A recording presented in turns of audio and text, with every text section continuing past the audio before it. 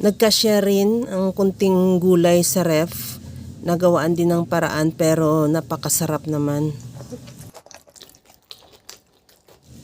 Ipagsama natin yung carrots, sibuyas, onion leeks, bawang. Timplahan ko na ng asin at paminta. Ilagay ko na rin yung isang latang maliit na tuna. Timplahan ko na rin ng liquid seasoning. At maglagay na rin ako ng 2 pirasong itlog. Maglagay na rin ako ng 1/2 cup na all-purpose flour at saka ihalo hanggang sa mag-well combine yung lahat na ingredients.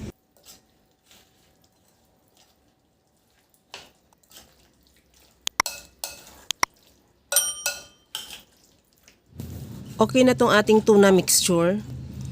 Nagpainit na ako ng mantika sa kawali.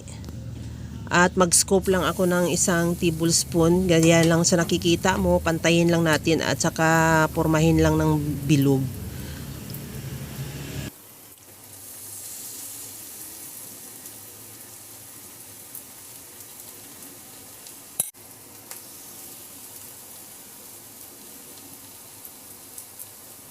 Antayin lang maluto yung kabilang side o mag-brown at saka natin baliktarin.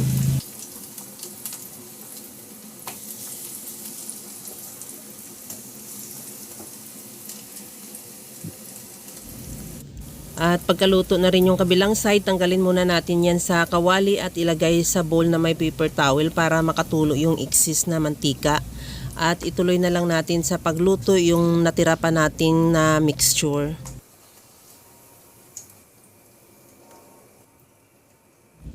At gagawa na rin ako ng ating sausawan. Naglagay na ako ng bawang, sibuyas at siling labuyo. Lagyan ko ng asin at paminta at asukal. Maglagay na rin ako ng suka at ihalo hanggang sa matunaw lang din yung asukal. At tikman mo na rin kung okay na yung timpla niya at okay na yan, ready to serve na yung ating napakasarap na tortang tuna with vegetable at mayroon ding sausawan. Ito na yung ating tortang tuna. Pwede rin naman natin tawagin to na ukoy kasi may gulay din. At tikman na rin natin dahil talagang napakasarap niya at sa kunting ingredients lang at saka murang halaga, nakagawa na tayo ng masarap na ulam na pwede ring merienda. Okay na to. Hanggang sa muli mga kalasa. Thank you for watching. Bye-bye.